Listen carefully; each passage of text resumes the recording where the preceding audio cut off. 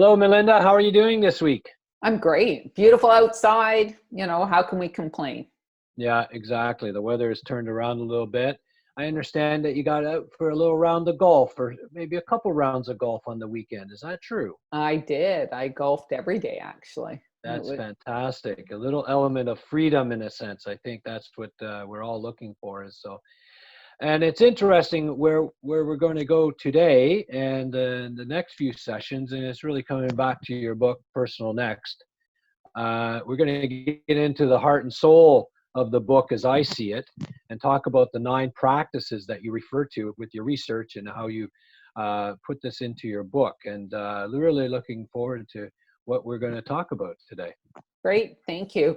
It's really interesting. When I was interviewing the 100 and it ended up being 103 people. I didn't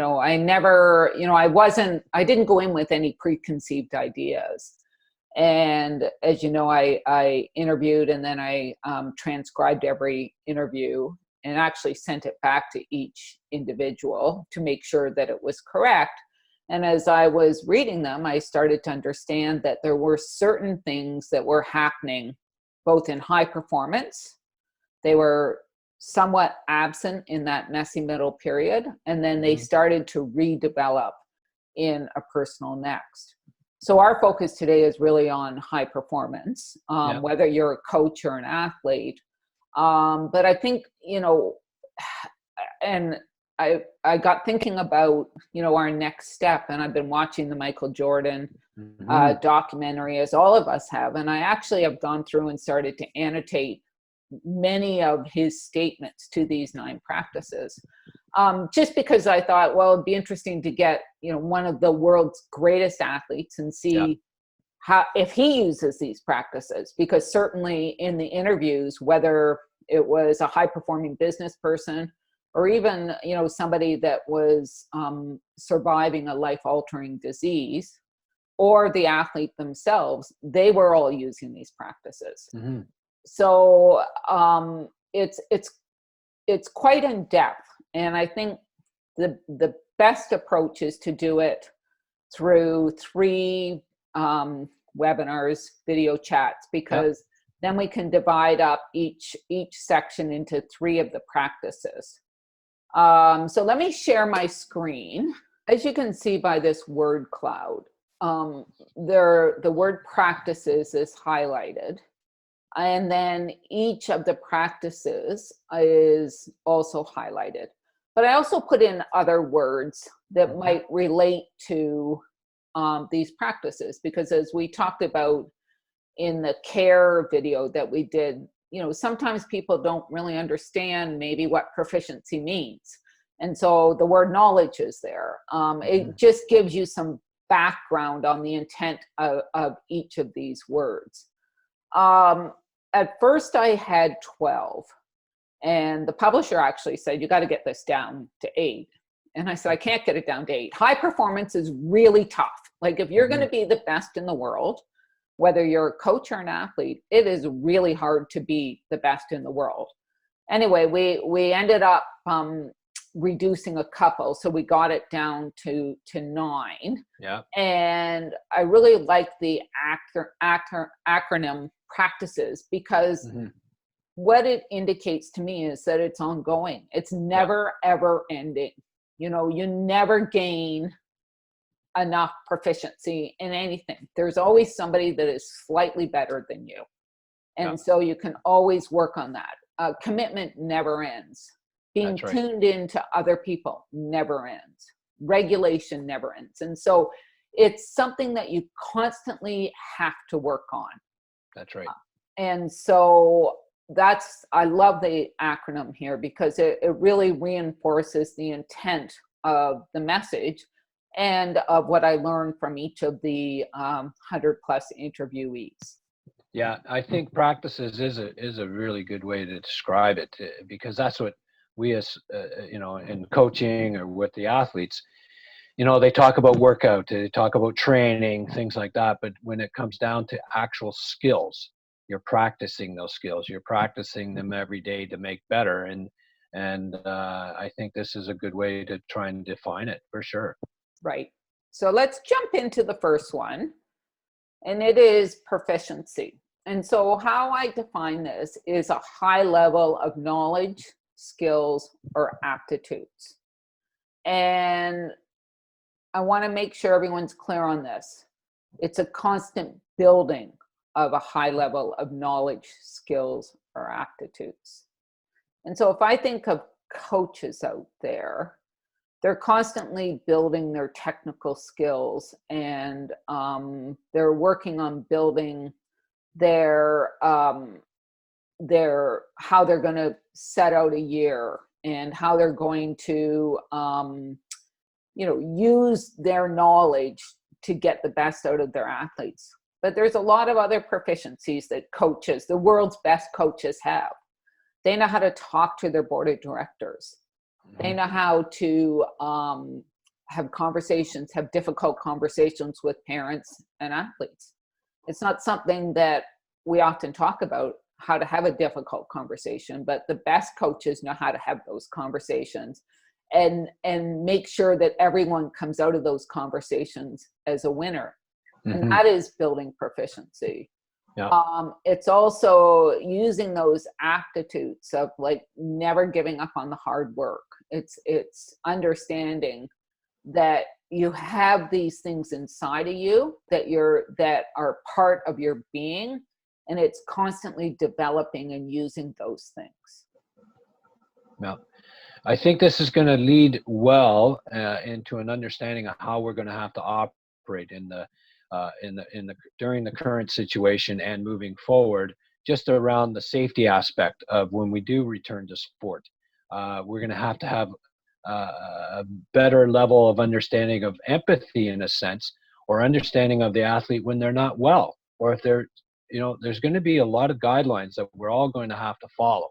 And having a good understanding, a good level of proficiency, and all those skills that you're talking about is going to be critical, so that we have a successful restart, successful relaunch, and a successful carry on. Yeah, and mental health, the Michael Phelps article that was in the news on Monday, clearly brought out a need to understand mental health from the athlete's perspective.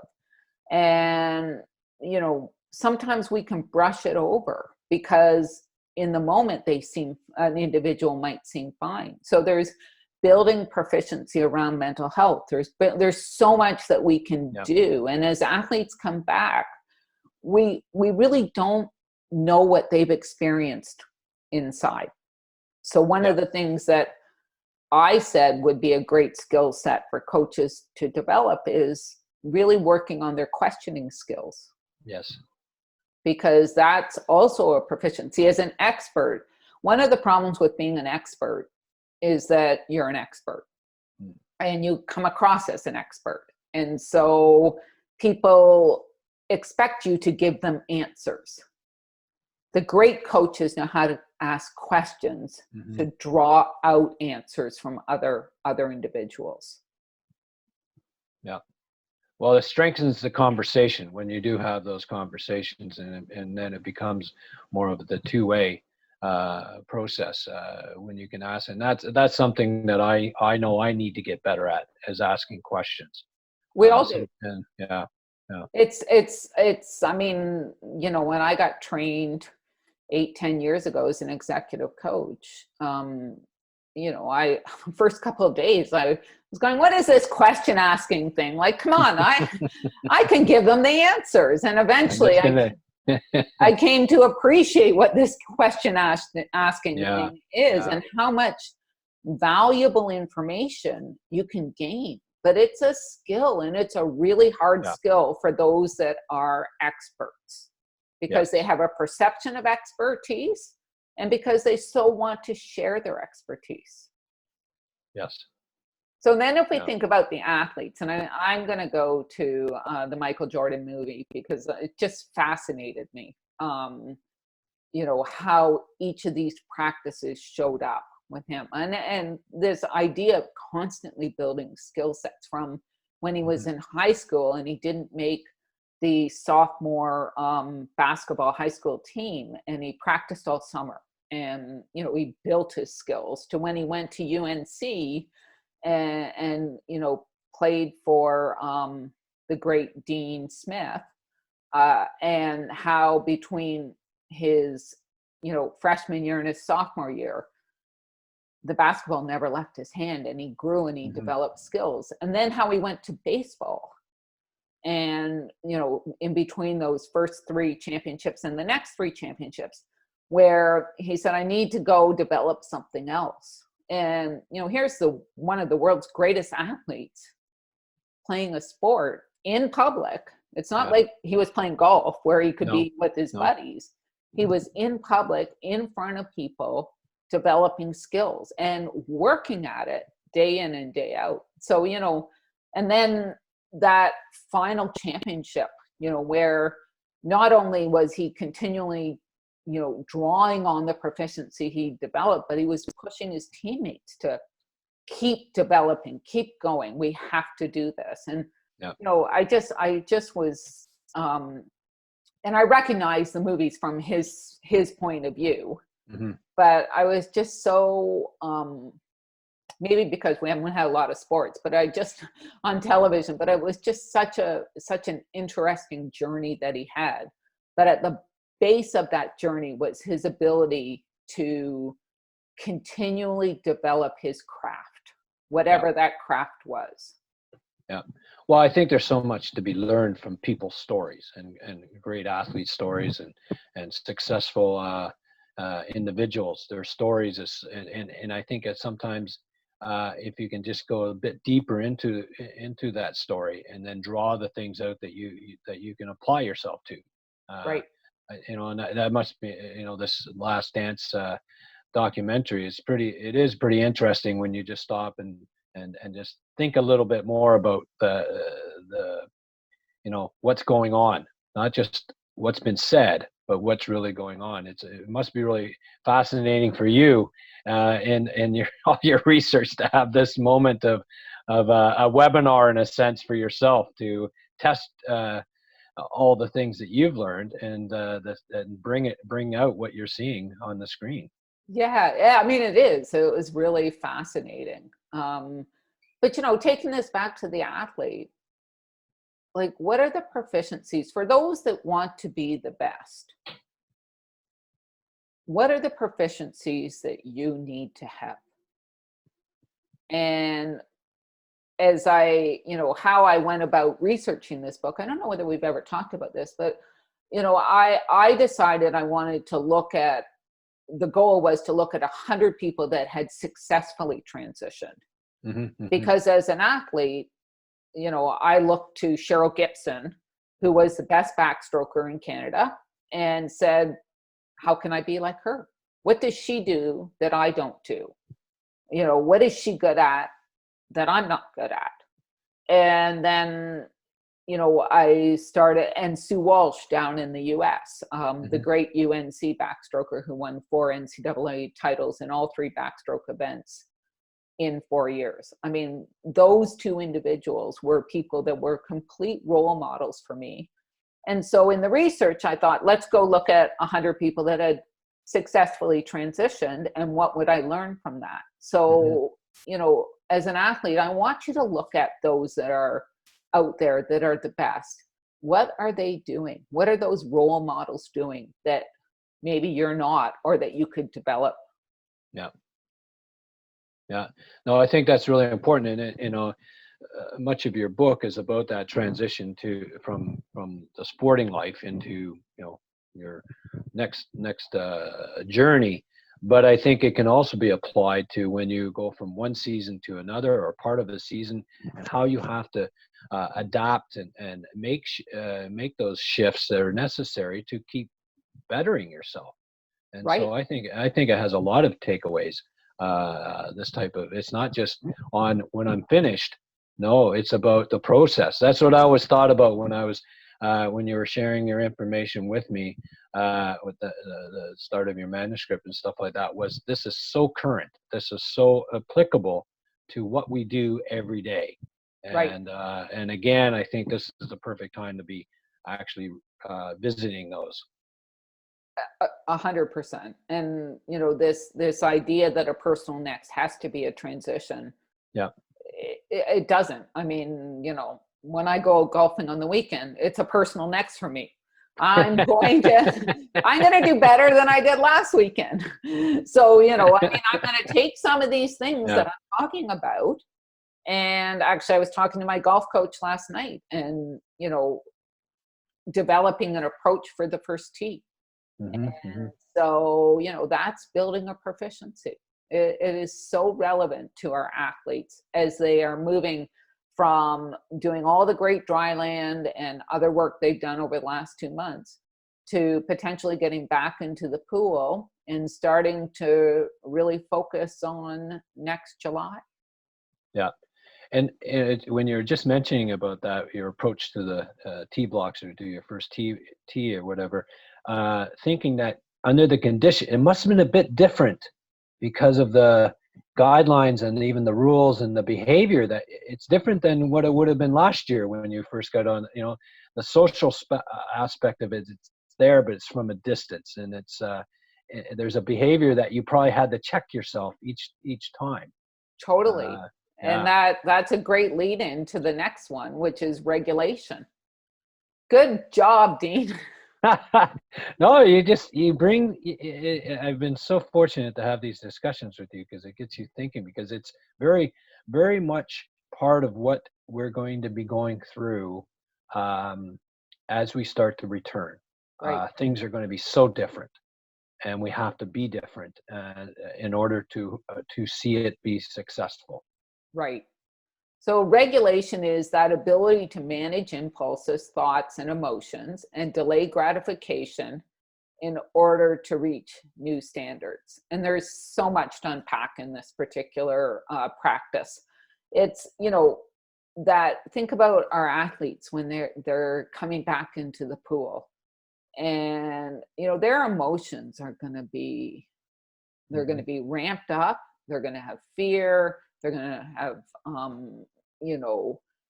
what if I've lost everything? And then they get in the water and they don't feel right. I remember that.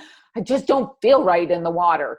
And, the thoughts are going to race, and, the frustration might come out. So they're managing the impulses, and, well, maybe this isn't worth it, and you're going to have to delay that feeling of really wanting to perform because you just aren't ready yet.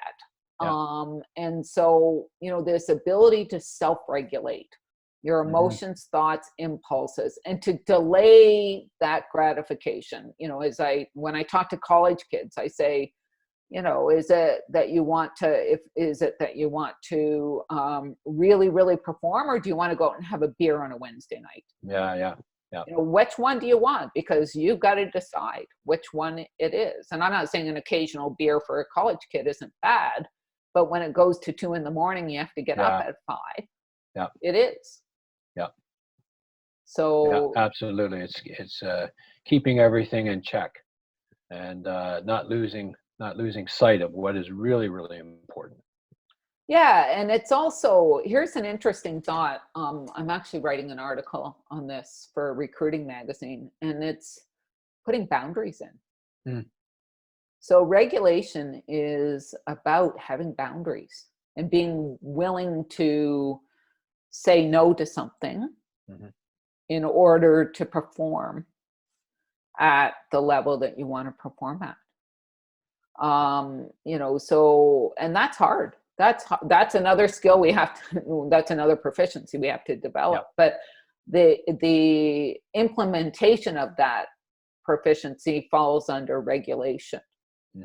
And as we are all used to working from home, and as we migrate back to offices or pool decks, there are lots of things in our life that we were able to do because we were at home that we might not quite be able to do it as much.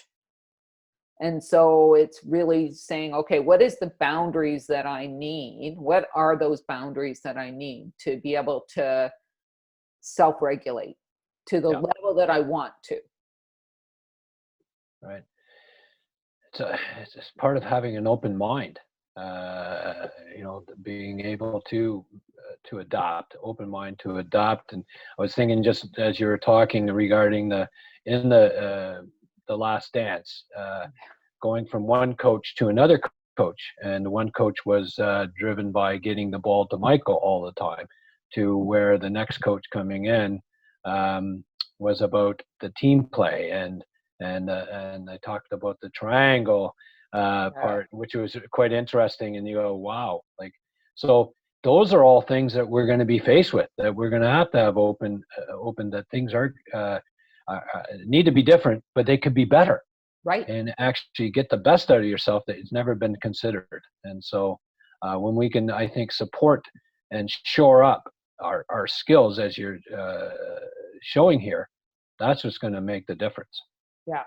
Yeah. So for the coaches, what's a great question for them to ask themselves as you think about regulation? Well, I think one of them will be how they're going to keep their emotions in check, especially, and have, as much as we're going to ask the athletes, as you described, things are going to be different. There's a lot of questions. They don't know until they get into it. There's going to be a lot of unknowns to where they're at. Same with the coaches. They're going to have to almost start on a new footing, and be flexible and nimble as they go through their development or the developing pieces of the return, Right. and going forward. So that'd be one, definitely. Great example. And to manage those impulses, how am I managing? We left right after spring training. We got shut down right after that great training camp we had. And now we're going back. I need to think and manage the impulses that I'd love to just go back to that place that we were, and we're not. So how is my regulation showing up? And as a role model for the athletes, how am I modeling that regulation? Because they'll take the cues from the coaches. Yep. Anything else that you can think of here?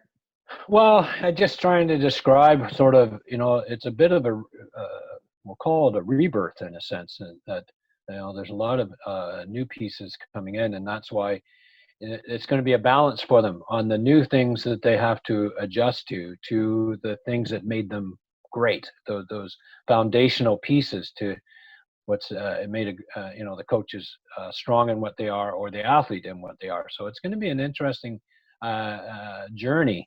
Definitely not a straight line, and with a few obstacles, and but creating those, as you described, the boundaries, creating the new boundaries that keep things moving in the direction that you want to be going. Right. And as they I'm assuming high performance will go back first, and then eventually the younger athletes. So how do they help the younger athletes that might not be in the pool learn patience? And that is something that Swimming Canada is working on. They're creating a resource book and with steps in, not using phases or stages, because those terms are being used at all levels and everything else. But I think they're going to use steps. And part of the steps is to show the way through the smaller groups, the training bubbles, as we might want to describe it, to see success. Because right now we know the pools are sort of third or fourth on the order of return for whatever reason. But I think if we can influence the CMOs and the jurisdictions that our facilities are in a good place, they've done the setup, and then the best practices, we'll call it best practices by the coaches and athletes, best demonstrations. High performance can lead the way in that we can return to a safe environment. And it's so critical. It is so critical. And so, as we say, regulation, controlling ourselves, managing ourselves through these ebbs and flows of the return is going to be critical, that others will learn from. That's Right. that's what we want to show, that Yeah. others can learn from, so that we can be successful. That's excellent. Great to hear.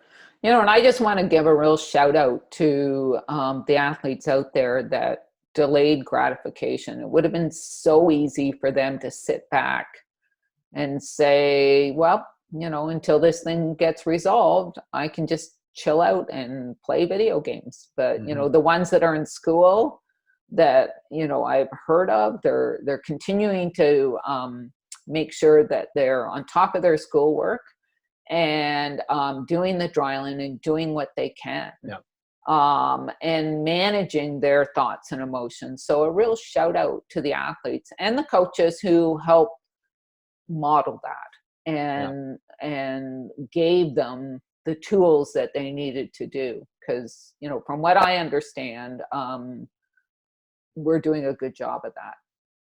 Yeah, I think, and what's exciting, and we don't know, but what's exciting is that they've been working on their, as you said, the dryland pieces. They're, a lot on core, a lot on, even rehabbing in a lot of ways, working on areas such as this emotional, mental platform.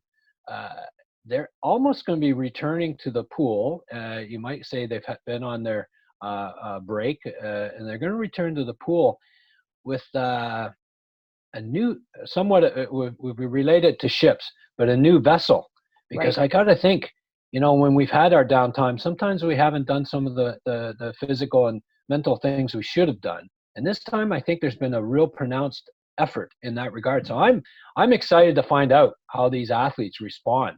Yeah. And I think they're going to, the first time, when they re-enter, they're going to go, wow, things are better. Things are much better within myself, physically and emotionally.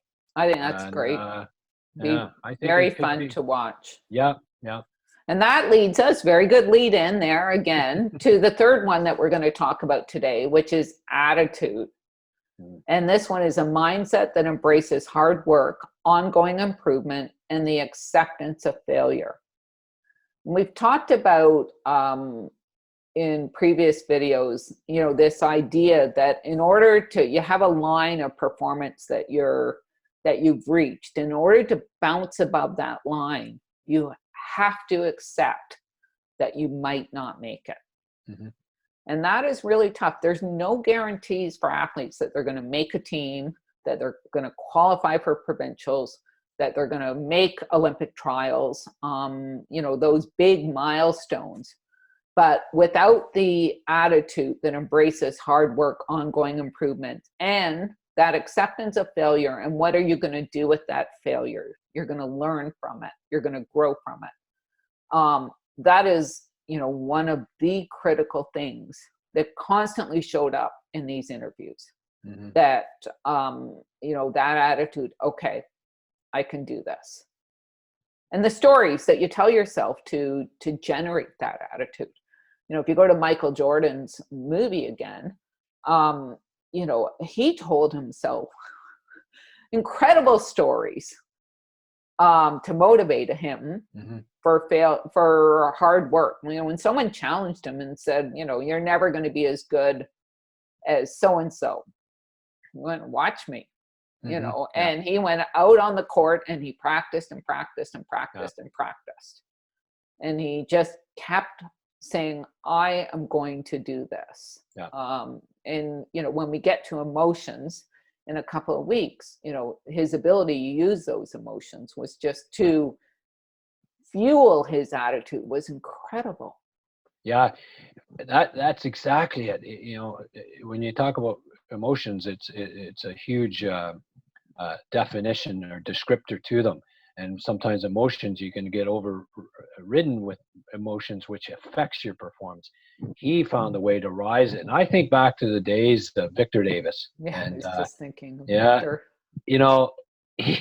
I swam with him day in, day out. And I tell you, he could feel really bad, but when he got on the blocks, he made it happen. It was just so amazing. It was so incredible to see. And I think those are those are skills that can be developed, but it's really in the mind. It's all about the mind, the mindset, and you have that illustrated in that word cloud, is that it is so critical, but you have to develop that mindset, and that takes years and loads of practice, deliberate practice to see that come through.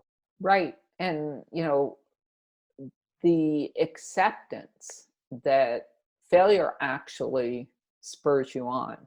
When I missed the Commonwealth Games team by hundredths of a second in 1982, that fueled me that fueled my attitude to say, I am going to give everything I can to making the Olympic team. And it took time. I mean, I remember Paul Midgley, if he watches our videos, he and I drove from Edmonton back to London, Ontario, because he was taking the head job at the London Wine Aquatic Club. And like, I don't know whether I can do this. I'm so disappointed in myself. And then, as we did that 32-hour or 40-hour drive, I can't remember, nonstop, that attitude started to, okay, what did I learn from that failure? Because it was a huge failure to me. And I don't know an athlete that hasn't gone through a failure, that, a great athlete that hasn't experienced, we all experience failures. And it's the attitude to take that failure to that next event, and what you want to do with that failure to spur you on in practice, to spur you on to develop proficiencies, to make sure that you're self-regulating. I mean, these all interrelate, as you can see. But attitude, again, is a core aspect of greatness. Yeah, absolutely. I think that is one of the strongest foundations to see us get through all of what we're dealing with right now, and all the little other bumps that we'll see in the curves, and I think it's one of those things that to recognize and to appreciate the positive outcomes, but also to appreciate and recall on the negative ones, because they build the foundation of being better. Yep. Great. Anything else you can think of? Any other ways you can relate this to coaches or stories? Well, I think part of it is, as much as we need these skills and everything else, it's about patience and belief and everything else. And we mentioned, I mentioned Victor just earlier, and I think I may have said this during one of our sessions, but back in 1983, he had mononucleosis and he was flattened. He was definitely flattened. So one summer, 1 year out from the Olympics, 84 Olympics, he couldn't even swim. And then when he returned, he was getting beaten by the 10-year-olds and everything else. But he made his way back in order to, and so he probably had a moment where actually it was good for him to actually have that, we'll call it a setback. Right. Or what it does with a setback becomes new challenges. And I think when you can start to frame that and position that, then that's our competitive nature will come forward and be what it is. It will bring the best out of us. So, right. Having the attitude, that competitive attitude, that never give up, that persistence, the grit, all those things, really, very important. They all tie in there. So here's an interesting thought. If a coach could ask a question to an athlete, because I really believe in this question thinking. What would be a great question a coach could ask around attitude? Well, this is what I think around attitude. If you framed it around attitude, one of the things is if you can describe what your attitude was when things didn't go well. And I'm pretty sure that those answers will come quickly. But what was your attitude when things did go well? Yeah. That sometimes can be a tougher one. Right. But a lot can be learned. Yes. And I think an exercise in that self would be quite valuable. You brought it's a great question. You brought a great image back in my mind of, when I did really well. I was really great at, yay, you high five everybody, you go and you jump in the warm down pool, you're smiling, you're laughing. But do you go back and think about both the P, the R, and the A? Do you do an analysis on these? And I think that is critical. The analysis piece. Take the time and actually do a bit of a debrief with yourself, might say, right? Right. And when things go well, because we naturally do it when things don't go well. Oh yeah, and it's easy to find whatever. But I tell you, when you do well, we skim over it, and there's lots to be learned. Well, it's goes back to what I said at the very beginning. If you look to those that have done well, you can learn from those that have done well. So why wouldn't you look to yourself when you've done well, so you can learn from yourself when you've done well? That's right. That's right. That's a great place to end it for the week. Yeah, this was great, Melinda. I think this is absolutely essential. I think I can see coaches and swimmers making a game plan out of this process. Yeah. And again, these are little pieces that could be, created with and laminated, put in their mesh bags. As much as the equipment that they use, their fins, their snorkels, paddles, and all that. But these little reminders, these little trigger points, is just as important, if not more. Right. And, I have these, I sent you a set of these cards here. I know. And I have my cards. There we go. It's, I think like everything we've talked about to date all comes down to this acronym. Yeah. It's all, you can put. So, it's a goal of mine to have these cards on the one side with the definition, but on the other side with the questions. Yes. Because, if we can come up with, I have the questions actually, I just haven't done the, right. If we can have people think about the questions around each of these practices, it will open up thoughts that that you might not have ever gone there. That's right. Yeah. That's right. Well, this has been fantastic, Melinda. Thank you very much. Have a good rest of the week. Enjoy I think sunshine is on our way, or has been with us. So pretty impressed, and we'll come back to you next week. Sounds great. Have a good week too. And thanks for all the hard work you continue to do.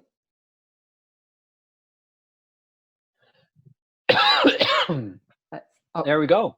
Yeah, hang on a second. Why does it say it's still recording? Oh, I gotta stop recording.